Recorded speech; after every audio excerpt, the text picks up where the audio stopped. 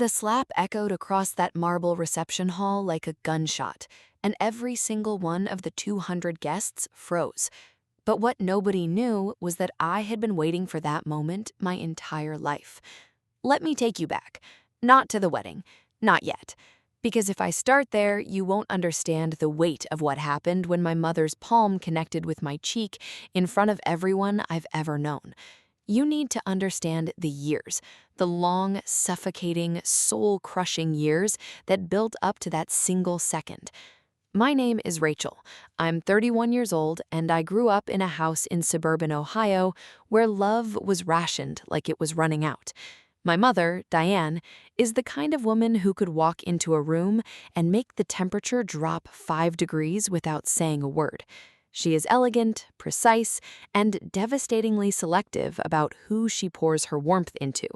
And from the time I was old enough to understand what favoritism meant, I knew, without any doubt, that I was not her chosen one. That title belonged to my sister, Vanessa. Vanessa, with her honey blonde hair and her perfect laugh, and her ability to make my mother's eyes light up like Christmas morning. Vanessa, who got the new car at 16, while I got hand-me-down keys. Vanessa, who got her college tuition paid in full, while I worked double shifts at a diner to scrape together my own. Vanessa, who could do no wrong, say no wrong, be no wrong. In my mother's eyes, she was the sun, and I was just something that existed in her orbit, barely worth noticing. I told myself it was fine. I told myself that for 26 years. I built walls around that truth so thick and so high that sometimes I almost believed my own lie. I moved to Chicago at 22, built a career in marketing, made my own money, created my own life. I was proud of myself. I had to be. Nobody else was going to do it for me. And then Vanessa called me last spring to tell me she was getting married. If you've ever been the overlooked sibling, the one who had to fight for every scrap of attention while someone else got the whole banquet, hit that like button right now, because this story is for you. Subscribe so you don't miss a single part of what happened next, because I promise you, this gets so much bigger. I flew back to Ohio in June. I put on my bridesmaid's dress, the one Vanessa had picked, the dusty rose that washed out my complexion while making her look like a goddess. I smiled, I helped, I carried flowers and fixed centerpieces, and held my tongue through 1,000 small indignities. But then the reception started, and I made one simple decision that changed everything. I finally told the truth. I need you to understand something before I tell you what I said at that reception, because if you think this story is just about one slap at one wedding, you are not even close to prepared for what's really underneath all of this. To truly understand what came out of my mouth that night, you have to understand what was put into me for decades, and I mean that in the worst possible way. Words have weight. Silence has weight. And my mother was an expert at both. She could cut you open with a single sentence or destroy you completely by simply looking through you like you weren't even there. I was 7 years old the first time I remember feeling invisible. It was my birthday, my actual birthday, and my mother had spent the entire day helping Vanessa prepare for a school recital that wasn't even until the following week. When I reminded her at dinner that it was my special day, she looked up from Vanessa's costume she was sewing and said, "Rachel, don't be dramatic. Every day is special if you choose to see it that way." Then she went right back to sewing. I ate my own birthday dinner in silence while my mother hummed and stitched, and Vanessa sat across from me, not even meeting my eyes. I remember staring at the yellow kitchen wall and deciding, with the cold clarity that only a 7-year-old who has been deeply wounded can possess, that I would never ask for anything again. And, mostly, I kept that promise to myself. I didn't ask when I needed braces and was told we couldn't afford them, even though 6 months later Vanessa got a brand new bedroom set.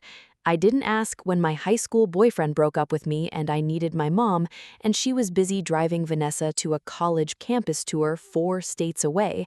I didn't ask when I graduated college, the graduation she didn't attend because Vanessa had a conflict that apparently required my mother's full presence and energy. I just absorbed it all, quietly, completely, like a sponge that had never once been wrung out. If any of this is hitting close to home for you right now, if you grew up feeling like you were always second place in your own family, please subscribe to this channel because you need to hear how this ends. You need to know that the invisible girl can become impossible to ignore. Hit that like button because you deserve to see this story through to the very last second. I arrived at Vanessa's wedding weekend already carrying 31 years of that weight on my shoulders. I smiled through the rehearsal dinner. I laughed at the right moments. I toasted my sister with genuine warmth because, despite everything, I loved Vanessa. That was the complicated, messy truth of it. But at the reception, after 4 hours of watching my mother beam at Vanessa like she'd hung the moon, something inside me quietly, finally, snapped, and I picked up the microphone. The microphone was cold and smooth in my hand, and the second my fingers wrapped around it, I felt something shift inside my chest, like a lock that had been rusted shut for 31 years suddenly, silently clicked open. The DJ, a heavyset guy named Marco who'd been playing Beyoncé remixes all evening, looked at me with wide eyes and a nervous smile. The open toast portion of the reception had technically just ended. My mother had given her speech, Vanessa's new mother-in-law had given hers, the maid of honor, Vanessa's best friend Courtney, had given a perfectly polished, tearful 5 minutes that earned a standing ovation. And I, the only sister, the only sibling, had sat in my chair and watched it all and said absolutely nothing. Because nobody had handed me the microphone. Nobody had asked. Not the DJ, not Vanessa, not my mother. Not a single person at that head table had looked down at me and said, "Rachel, would you like to say a few words?" I was a bridesmaid. I was family. I was the only sister that woman had in this entire world, and I had been skipped over as casually and completely as if I were a stranger who'd wandered in off the street. That was the moment. That was the precise, specific moment when 31 years of swallowed words started rising up through my body like floodwater, and I stood up from my chair, walked to the DJ booth, and held out my hand. Marco hesitated for just a fraction of a second. I gave him a look that communicated with absolute clarity hesitation was not an option. He handed it over. The feedback whine cut through the room, and 200 heads turned in my direction. I saw Vanessa's expression flicker, surprise, then something softer, almost hopeful. Maybe she thought I was about to give the sisterly toast that had been forgotten. Maybe she thought I was going to make it beautiful. I saw my mother's face from across the room. She was seated at the family table, her champagne glass halfway to her lips, her eyes locked onto me with an expression I knew better than I knew my own reflection. It was the look that said, "Put that down, sit down, do not embarrass me." For 31 years, that look had worked like a remote control. Not tonight. I brought the microphone to my lips and I smiled, genuinely, warmly, because what I was about to say came not from anger, but from a place so deep and so honest that it almost felt like relief. "Hi, everyone," I said, and my voice was steady. "I'm Rachel. I'm the other daughter." The room laughed. They thought it was a joke. It wasn't. I've been waiting my whole life for someone in my family to hand me the microphone, so I decided tonight I'd just come get it myself. The laughter softened, the air changed, and then I started talking about the birthday no one remembered. You could have heard a pin drop on that marble floor. And I mean that in the most literal, bone-chilling way possible, because 200 people who had been laughing and clinking glasses and dancing 30 seconds ago were now completely, utterly still, staring at me like I was defusing a bomb in the middle of the dance floor. And maybe I was. I kept my voice calm. I kept my smile present, because I had made a decision the moment my fingers closed around that microphone. I was not going to be the hysterical woman at the wedding. I was not going to cry or scream or point fingers dramatically across the room. I was going to do something far more powerful than any of that. I was going to simply tell the truth. When I was 7 years old, I said, my voice carrying clearly across that silent room, it was my birthday, and my mom spent the whole day helping Vanessa get ready for a school recital. I paused, letting that land. I ate my birthday dinner alone that night. No cake, no candles, no song. Another pause. I told myself it was fine. Kids are resilient, right? We adapt, we absorb, we move on. I watched the faces in that room shift. The polite smiles were dissolving into something more uncomfortable, more genuine. I saw Vanessa's new husband, a kind-faced man named Derek, lean toward my sister and whisper something. I saw Vanessa's hands tighten around her bouquet in her lap, and I saw my mother slowly, deliberately set down her champagne glass. I'm not telling this story to ruin tonight, I said clearly, because I needed that on record, in front of every witness in that room. Vanessa, I love you. I genuinely, completely love you, and you deserve every beautiful thing this life is about to give you. I meant it. My voice carried the truth of it, and I saw Vanessa's eyes fill instantly with tears. But I've spent 31 years being the daughter in this family who didn't quite make the cut, and tonight, watching my mother give this incredible, loving, detailed speech about her daughter, her shining girl, I realized something. I took a breath. She's never once given that speech about me. The silence that followed that sentence was the loudest thing I have ever heard in my life. It pressed against the walls of that reception hall like something physical. I heard someone near the back make a soft, involuntary sound. Not quite a gasp, not quite a word. I heard a chair scrape against the floor somewhere to my left. I kept my eyes forward. I kept breathing. Every child deserves to feel chosen by their mother, I said quietly. Every single one. And that was when I heard the screech of a chair being shoved back hard against the marble. My mother was standing up. I watched my mother stand up from that table, and I want to describe this moment to you with the precision it deserves, because the way Diane moved across that reception hall was not the frantic, emotional scramble of a woman who had been caught off guard. It was slow. It was deliberate. It was the walk of a woman who had spent 63 years being completely, unquestionably in control of every room she had ever entered, and she was not about to surrender that control now. She was wearing a champagne-colored mother-of-the-bride gown that probably cost more than my first month's rent in Chicago. Her silver hair was swept up in an elegant chignon. Her posture was perfect. It was always perfect. And as she moved through the crowd, people instinctively stepped aside, the way they always had, the way everyone always did for Diane, because she carried herself like parting for her was simply the natural order of things. I stood at that microphone, and I watched her come. My heart was hammering. I won't pretend it wasn't. 31 years of conditioning do not simply evaporate in the middle of a wedding reception just because you've decided to be brave. Every cell in my body that had been trained since childhood to shrink, to apologize, to disappear, all of those cells were firing at once, screaming at me to put down the microphone, to sit down, to say I was joking, to fix it, to make her comfortable, to make her stop looking at me like that. But I didn't put it down. I held that microphone like it was the only solid thing in the world, and I stood my ground on that dance floor, and I watched my mother walk toward me through a crowd of 200 silent witnesses, and I breathed. She stopped 3 feet in front of me. Up close, I could see things the distance had hidden.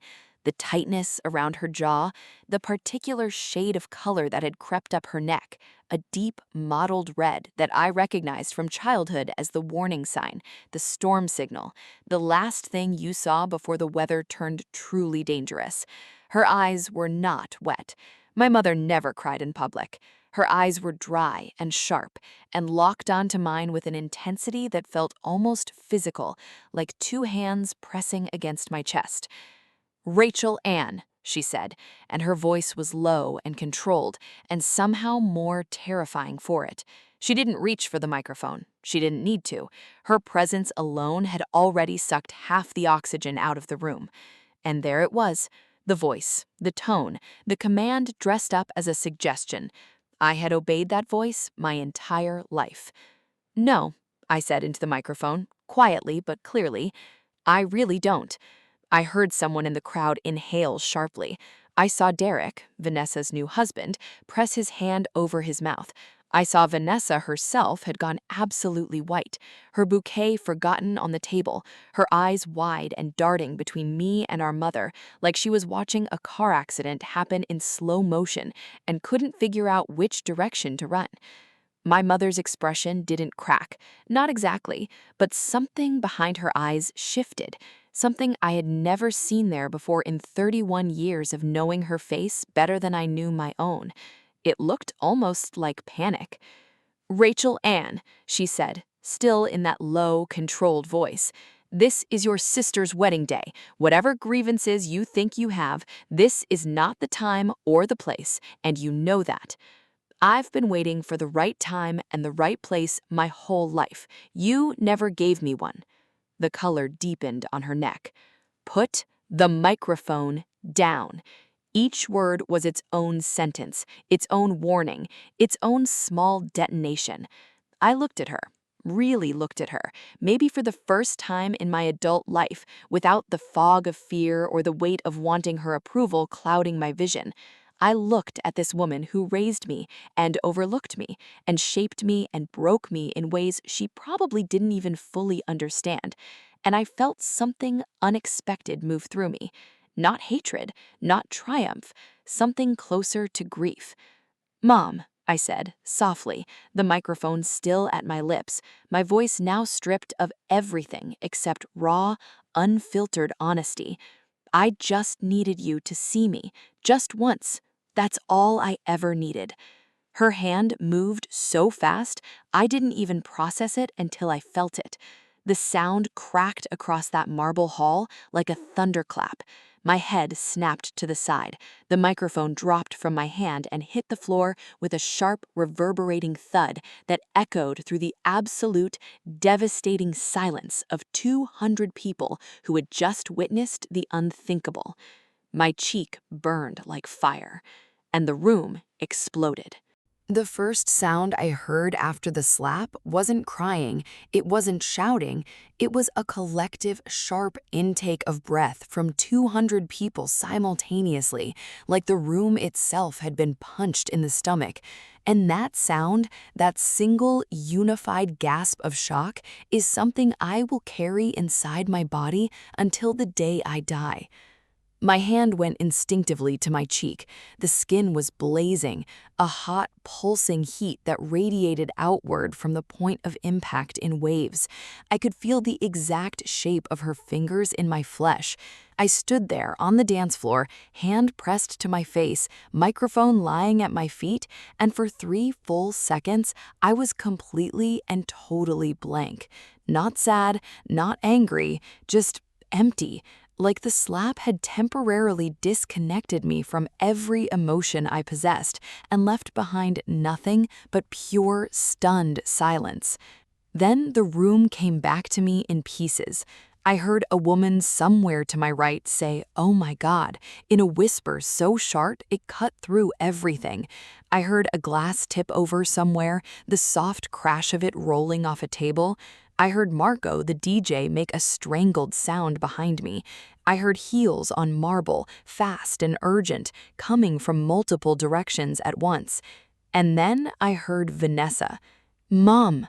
Just that one word, but the way she said it, I had never in my life heard my sister use that tone, not with our mother, not ever. Vanessa had spent 31 years in the same house of worship that I had, kneeling at the same altar, and the high priestess of that altar was Diane. Vanessa didn't challenge her. Vanessa didn't question her. Vanessa was the golden child, yes, but she was also, in her own way, just as trapped by my mother's gravity as I was, just trapped in a much more gilded cage. But the voice Vanessa used in that moment, firm, stunned, and blazing with something I had never heard her from before, was not the voice of a woman in a gilded cage. It was the voice of a woman who had just watched her mother strike her sister across the face at her own wedding reception in front of everyone she had ever known, and felt something fundamental and irreversible break open inside herself.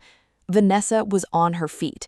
Her wedding dress rustled and swept around her as she moved, this vision in white silk and lace, mascara already beginning to blur at the corners of her eyes. And she walked directly to me, not to our mother, and she put both of her hands on my face, the burning cheek and the other one, and she looked at me with an expression I cannot fully describe even now. It was horror, it was love, it was guilt, it was the face of someone seeing something clearly for the first time and being absolutely devastated by the clarity. "Rachel," she whispered, "I'm so sorry." And those 3 words from my sister, not from my mother, never from my mother, but from Vanessa, in her wedding dress, in front of everyone, broke something loose inside me that I had kept cemented down for 3 decades. My eyes filled. I blinked hard. I was not going to fall apart on that dance floor. I refused. But my chin trembled, just once, and Vanessa saw it, and she pulled me into her arms, wedding dress and all, and held on. The room was not silent anymore. I could hear the murmuring spreading outward through the crowd like a current, 200 people processing what they had just witnessed, choosing positions, finding their voices. I heard my Aunt Carol, my mother's older sister, say loudly from somewhere near the family table, "Diane, what on earth?" and get cut off. I heard Derek, Vanessa's new husband, say something low and firm to someone I couldn't see. I heard chairs moving, feet shuffling, the ambient chaos of a crowd that had just had its reality rearranged. And my mother was standing exactly where she had been when she struck me. She hadn't moved, she hadn't reached for me, she hadn't said a word. She was looking at her hand, just looking at it, like it belonged to someone else, like she was trying to understand how it had gotten there, raised and swung and landed in front of 200 people at her daughter's wedding. The champagne-colored sleeve of her gown had slipped slightly off her shoulder in the motion, and she hadn't fixed it, which told me more about her internal state than anything else could have, because Diane always fixed her clothing. Diane was always composed. Diane was always in control. She wasn't in control right now. Vanessa pulled back from our embrace and turned to face my mother, and I saw something pass across my sister's face in that moment, a decision being made in real time, a line being drawn in a place where no line had ever existed between them before. "You need to leave," Vanessa said to our mother. The words fell into the room like stones into still water. My mother's eyes snapped up from her hand. "Vanessa," she started. "This is my wedding," Vanessa said, and her voice didn't shake even slightly. "And you just hit my sister in front of everyone I love." She paused. "You need to leave right now." The silence that followed was a different kind of silence than before. This one had weight to it, consequence, the specific, irreversible heaviness of something that could never be taken back. My mother looked at Vanessa, then she looked at me, then she looked out at the crowd, at 200 faces she had known for decades, all of them watching her, none of them offering the lifeline of a sympathetic expression, and I watched 63 years of carefully constructed dignity begin to crack. My mother did not leave. I want you to sit with that for a moment, because Vanessa had just told her, clearly and publicly, and with the full authority of a woman on her wedding day, to walk out of that reception hall. And my mother, Diane, who had spent 63 years commanding every room she ever entered, who had never once in my memory been told what to do by anyone, looked at her golden daughter, her chosen one, her sun and her moon and her everything, and she did not move. Instead, she lifted her chin, and she said, "There are things about this family that you don't know, Rachel. Things I have spent 30 years protecting you from." The murmuring in the crowd died instantly. I felt Vanessa's hand tighten around mine. She had been holding it since she'd pulled back from our embrace, and I hadn't even registered it until that moment, her fingers laced through mine like she was anchoring both of us to the floor. I felt her grip go rigid at our mother's words, and that rigidity told me something important. Vanessa knew something. "Mom," Vanessa said, and the firmness in her voice had developed a new layer, something underneath the authority, something that sounded almost like warning. "Don't." "What?" I asked. I looked between them. My cheek was still burning. My heart was hammering against my ribs. What is she talking about? What don't I know? Neither of them answered immediately, and in that pause, that brief, loaded, devastating pause, 31 years of half-remembered moments began rearranging themselves in my mind with terrifying speed. The way certain conversations had always stopped when I walked into rooms, the way my mother sometimes looked at me with an expression that wasn't quite love and wasn't quite resentment, but existed somewhere in the complicated, murky territory between the two. The way she had never, not once, called me her greatest joy or her proudest achievement, or any of the other things she said about Vanessa as easily and naturally as breathing. I had always told myself it was favoritism, simple, painful, ugly favoritism. But what if it was something else entirely? "Mom," Vanessa's voice was sharp now, a blade wrapped in white silk. "This is not the time."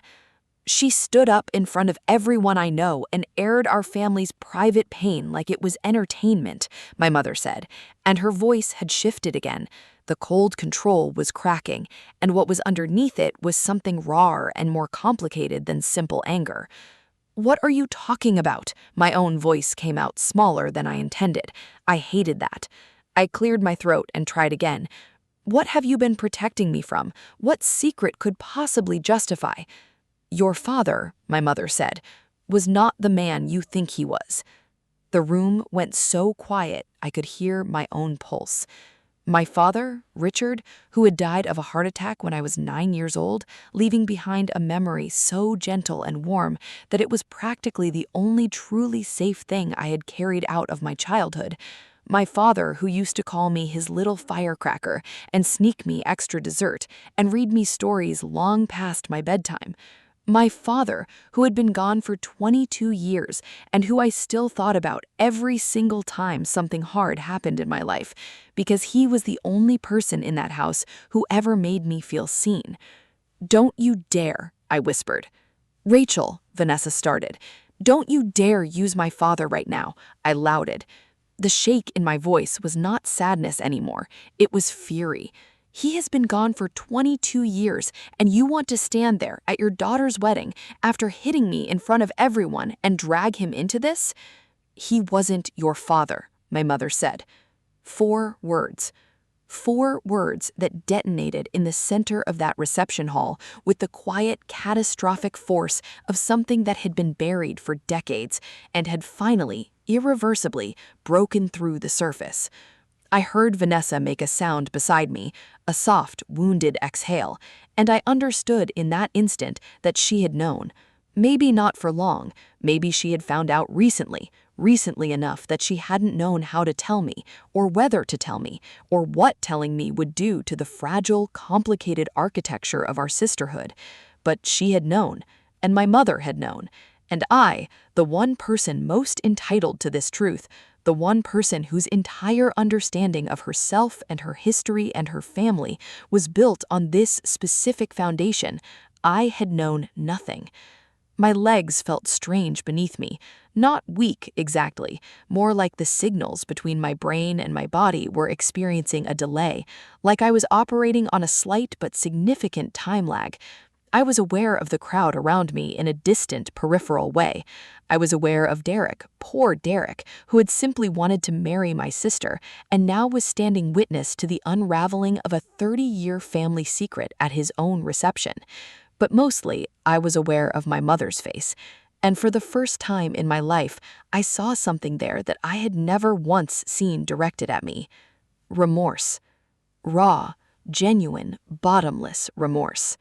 I need you to understand what it feels like to have the foundation of your entire identity pulled out from underneath you while you're standing in a pair of heels on a marble dance floor in a dusty rose bridesmaid dress with 200 people watching your face for a reaction. It feels like falling. Not the dramatic, cinematic kind of falling, not the slow motion, hair fanning out, reaching for something kind. It feels like the ground simply ceases to exist beneath your feet, between one heartbeat and the next, and your body hasn't registered it yet, and you're still standing in the exact same position you were in a second ago. But everything, absolutely everything, is different now. Richard was not my father. I rolled those words through my mind the way you roll a stone over in your hand, examining every surface, testing the weight of it. Richard was not my father. The man who called me his little firecracker, the man who read me stories, the man whose heart gave out on a Tuesday morning in October when I was 9 years old, and whose loss I had carried like a quiet, permanent bruise for 22 years. That man, my safe person, my one true advocate in a house that felt like a Cold War most of the time, was not biologically mine. And my mother had known this every single day of my life. Every single day, she had looked at me across breakfast tables and dinner tables and holiday gatherings and school pickups and had carried this secret in her chest like a stone. And she had never, not once, chosen to lay it down and hand me the truth that was mine by every right imaginable. "Who?" I said. My voice was remarkably steady.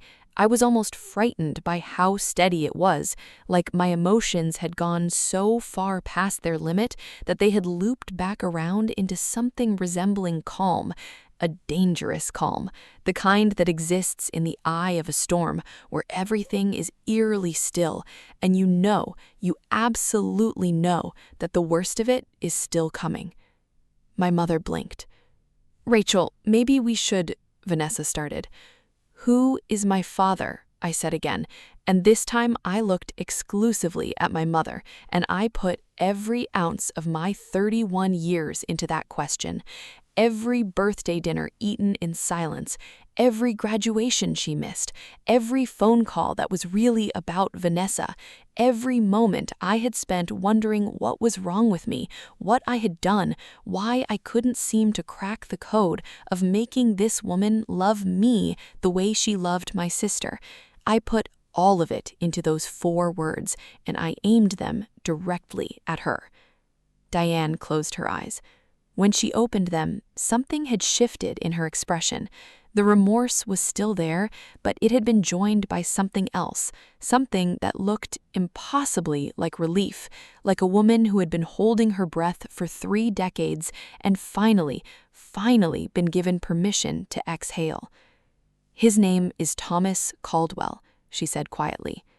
Thomas Caldwell, a name I had never heard in my life, a complete stranger, a collection of sounds that meant nothing to me, and that, apparently, meant everything, apparently was the answer to questions I hadn't even known I was asking my whole life. Thomas Caldwell was apparently the reason I had dark hair when everyone else in my family was blonde. Thomas Caldwell was apparently the reason I had never quite fit the mold, never quite matched the template, never quite belonged in the way that Vanessa so effortlessly, naturally belonged. I wasn't the overlooked daughter. I was a different man's daughter entirely. "How?" I asked. And I meant it as a simple, factual question. I was not ready yet to process the emotional dimensions of this. I needed facts. I needed the architecture of this thing before I could begin to understand its full weight. "How did this happen? When?" My mother looked away from me. just briefly, just for a moment, and in that glance away, I saw 30 years of shame compressed into a single gesture. Your father, Richard, and I were separated for 8 months in 1992. We were having serious problems I never talked about publicly because that wasn't something our family did. She paused. I met Thomas through a colleague. It was not something I planned. It was not something I'm proud of. You had an affair, I said flatly. She flinched, actually flinched. It was more complicated than you had an affair, I said again, and you got pregnant, and you let Richard raise me as his own, and you never told me. I paused. Did Richard know? The silence that followed that question was its own kind of answer. He knew, my mother said finally.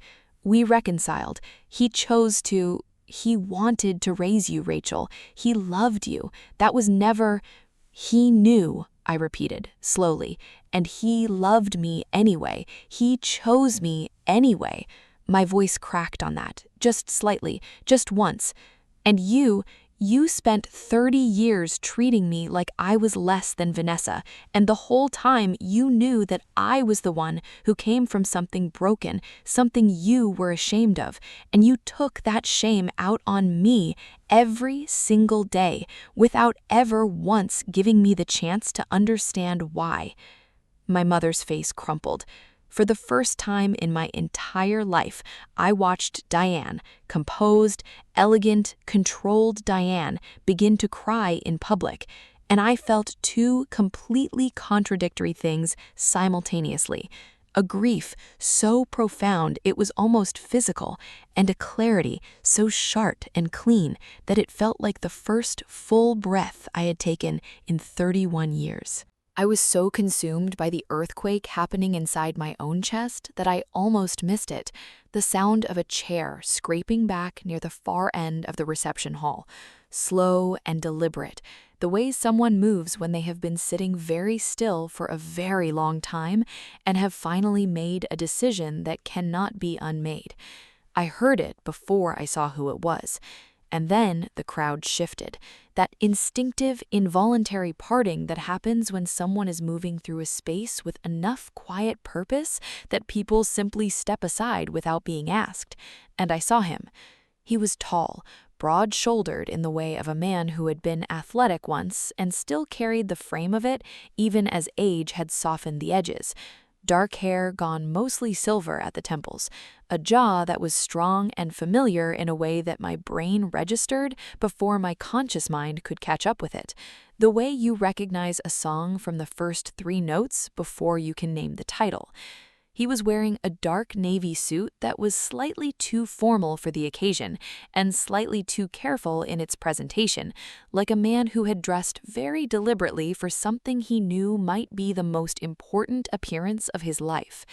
I had never seen this man before, and yet,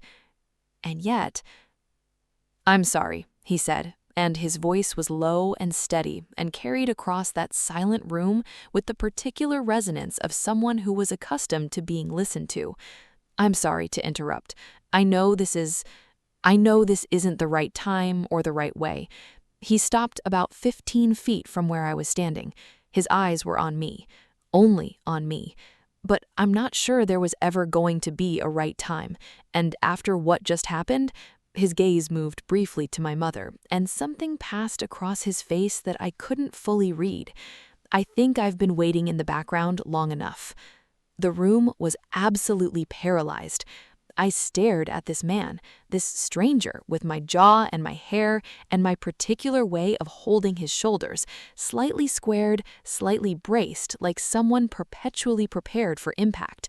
And I felt the ground do that thing again, that disappearing trick it had been pulling all evening, except this time it was slower, more complete, more final.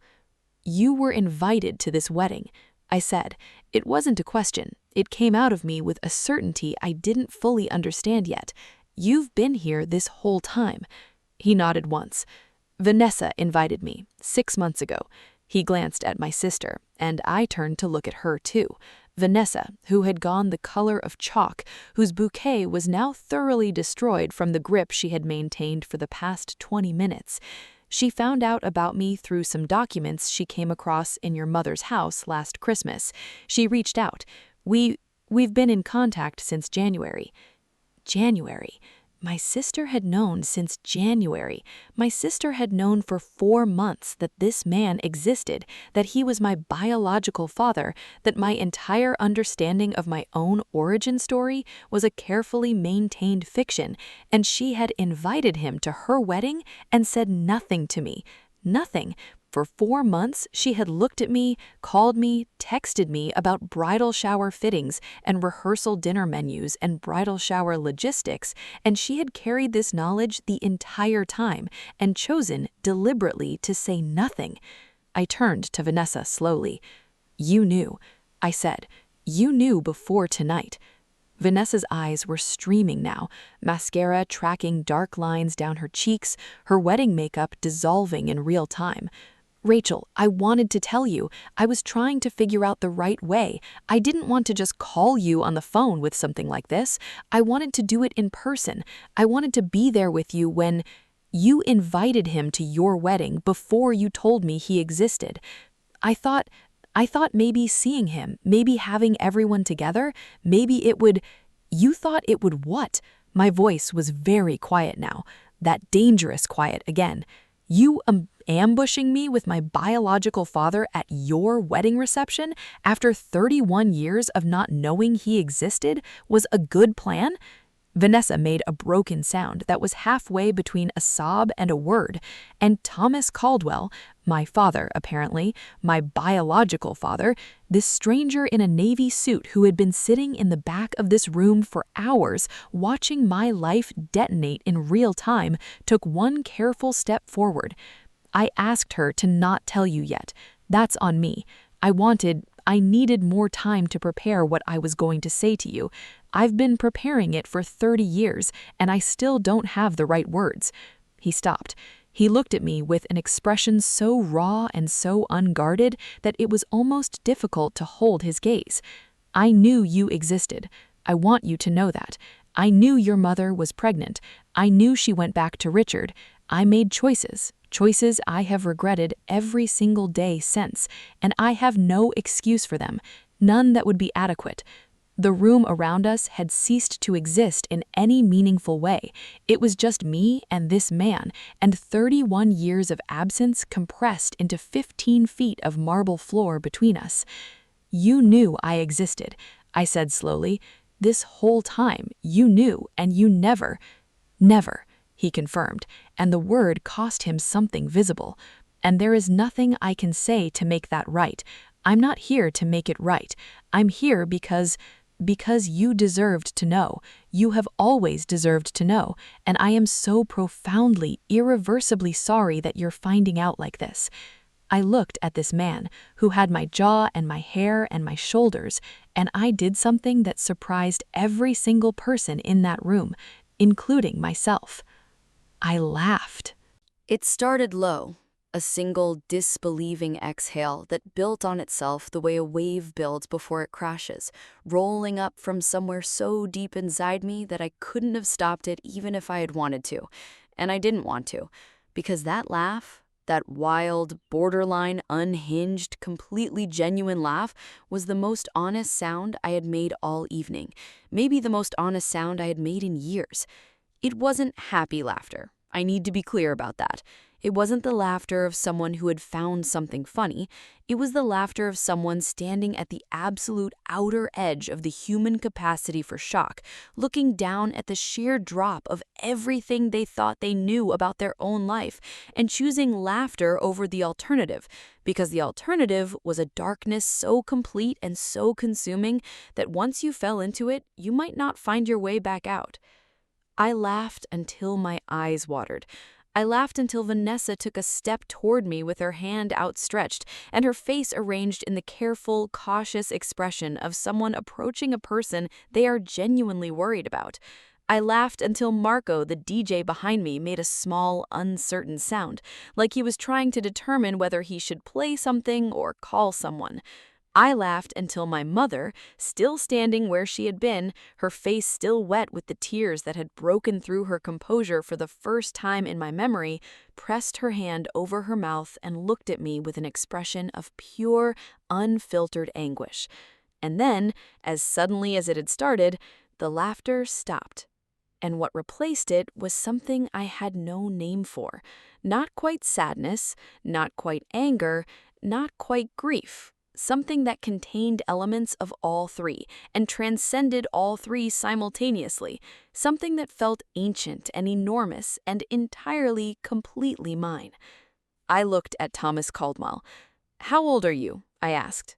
The question came out of nowhere, surprised even me. He blinked. 61. "Do you have other children?" A pause. "Two sons. They're 24 and 27. They don't know about you." More information, more pieces of a life that had been running parallel to mine for 31 years without my knowledge. Somewhere out there, I had two half-brothers who had grown up with this man, with his presence, his voice, his navy suits, and his careful words, while I had grown up with his absence, without even knowing it was his absence I was feeling. If you've ever felt like your whole life was a story someone else wrote about you without asking your permission, I said, and I wasn't talking to Thomas anymore, I was talking to that room, to those 200 people who had come here for a wedding and gotten something they would be describing to people for the rest of their lives. The room was with me. I could feel it, that intangible but unmistakable current of collective recognition that flows between a speaker and an audience when something true is being said. If you have ever felt that kind of foundational betrayal, the kind that doesn't come from enemies, but from the people who were supposed to love you most, then you know exactly what I was feeling in that moment. Hit that like button right now and subscribe, because what I decided next changed the entire trajectory of my life, and you need to be here for every single part of it. I turned to my mother. "I have one question, and I need you to answer it honestly in front of every person in this room, because I am done, completely and permanently done with things being said in private that should have been said to me directly 20 years ago." My mother straightened. Her hand dropped from her mouth. The tears were still on her face, but her spine had reassembled itself into something approaching its usual steel. She nodded once, almost imperceptibly. "Did you treat me differently because of who my father was?" The question detonated softly in that room, not with the explosive force of the earlier revelations, but with something quieter and more devastating, because it was the question underneath all the other questions. It was the thing I had been trying to ask my entire life without having the language for it. Did you love me less because I reminded you of your shame? Did you keep me at arm's length because every time you looked at me, you saw the evidence of something you couldn't forgive yourself for? Was I not the overlooked daughter? Was I the punished one? My mother looked at me for a long, long moment, and then she said the one thing I had never, in 31 years, heard her say to me. Yes. One word. Absolute. Unambiguous. The most honest thing she had ever given me. The room absorbed it. I absorbed it. The cheek she had struck was still burning, and I pressed my fingers to it briefly, feeling the heat of it, anchoring myself to the physical reality of this moment so I wouldn't float away into the surreal enormity of everything that was happening. "Okay," I said quietly. I bent down and picked up the microphone from where it had fallen. I straightened up, I looked out at 200 faces, and I made the decision that I had actually been building toward my entire life, through every silent birthday and every missed graduation and every phone call that was really about Vanessa, and every moment I had spent feeling like I was pressing my face against the glass of my own family, watching warmth I was never allowed to step into. "I'm leaving now," I said into the microphone. "Vanessa, I love you. Congratulations on your marriage. I meant both things completely. Everyone else, thank you for witnessing this. I know it wasn't what you came for." I set the microphone down gently on the nearest table, and I walked toward the door. I had made it exactly 11 steps when I heard footsteps behind me, not one set, but two. The night air hit me the moment I pushed through those heavy reception hall doors, and I want to tell you that it felt like relief, like stepping out of a burning building into cool, clean oxygen. But the truth is, it felt like nothing at first, because my nervous system had simply run out of bandwidth for feeling anything new, and had gone into a kind of protective numbness that wrapped around me like a second skin. It was a warm June night in Ohio. The parking lot was lit by those tall amber lights that cast everything in that particular golden haze that makes even ordinary things look slightly cinematic. And the air smelled like cut grass and someone's cigarette from far away, and the faint sweetness of the flower arrangements that had been sitting outside the venue entrance all evening. Crickets were doing their thing in the hedges along the parking lot perimeter. Somewhere in the distance, a car alarm chirped twice and went silent. I stood on the pavement in my dusty rose bridesmaid heels, and I breathed.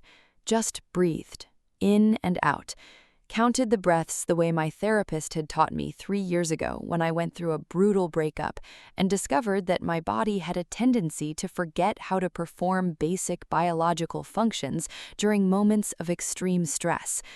In for 4 counts, hold for 4, out for 4, hold for 4.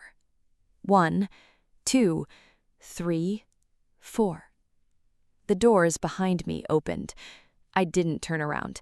I knew from the particular rhythm of the footsteps, one set quick and light, one set slower and more deliberate, who was coming. I had known the sound of those 2 walks my entire life, one of them, and had heard the other for only 40 minutes, but recognized it already, in the way you recognize something that is partly made of you. Vanessa reached me first. She had kicked off her wedding heels somewhere between the reception hall and the parking lot. I could tell because she was suddenly 4 inches shorter and moving faster, her silk dress whispering against the pavement, her veil slightly askew, and her mascara thoroughly, completely destroyed, in the most human and real way I had ever seen my always polished sister look. She came around to face me, planting herself directly in my path, even though I wasn't moving, and she grabbed both of my hands in both of hers, the way she had done inside. "Don't shut me out," she said, immediately. No preamble, no build-up. "I know what I did, not telling you, inviting him without telling you. I know how that looks, and I know how it feels, and I'm not going to stand here and try to explain it away, because there is no explanation that makes it okay. Rachel, please don't shut me out."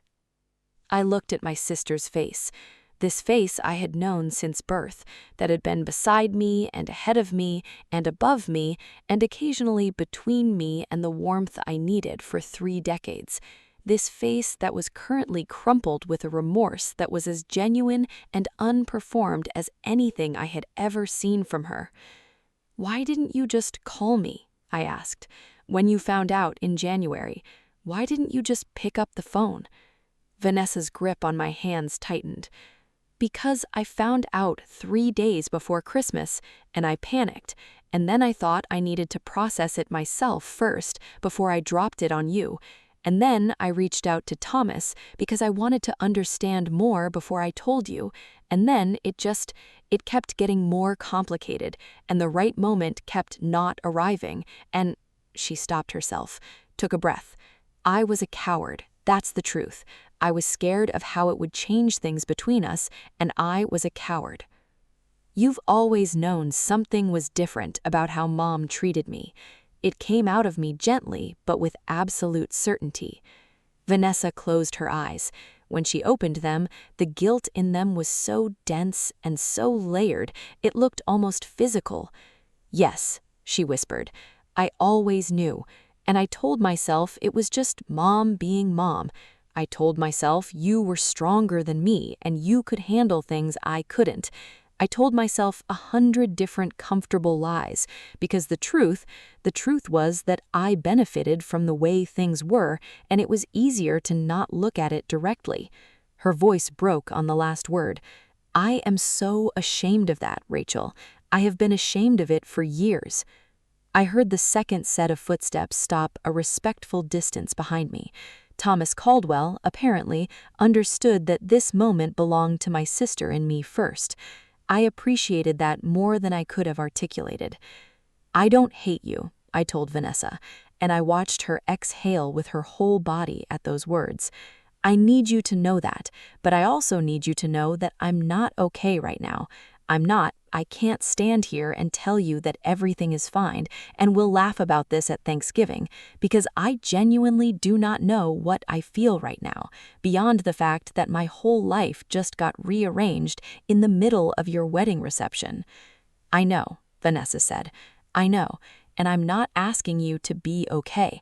I'm just asking you not to disappear." I squeezed her hands once, released them. Then I turned around. Thomas Caldwell was standing about 20 feet behind me, hands in his pockets, face tilted slightly upward toward the amber-lit Ohio sky, giving me and my sister the privacy of his distance. When I turned, he lowered his gaze to mine and went very still, like the way a person goes still when they know the next few seconds are going to determine something enormous and irreversible. I walked toward him. He didn't move. He let me come to him, which I understood instinctively was the right choice, the only right choice for a man in his position, meeting a daughter he had never known in circumstances like these. I stopped 3 feet from in front of him. Up close, the resemblance was even more disorienting. Not just the jaw and the dark hair, the eyes. Mine were not my mother's cool gray or Richard's warm brown. They were this particular shade of dark amber that I had looked at in mirrors my entire life and simply accepted as mine without understanding where they had come from. Now I knew. "I don't know what I'm supposed to say to you," I told him honestly. "You're not supposed to say anything. I'm the one who's supposed to say things. I've been trying to figure out what those things are for 31 years. I crossed my arms over my chest, not defensively, just because I needed to hold myself together physically while I asked the next question. "Did you ever try to find me?" The pause before his answer told me everything.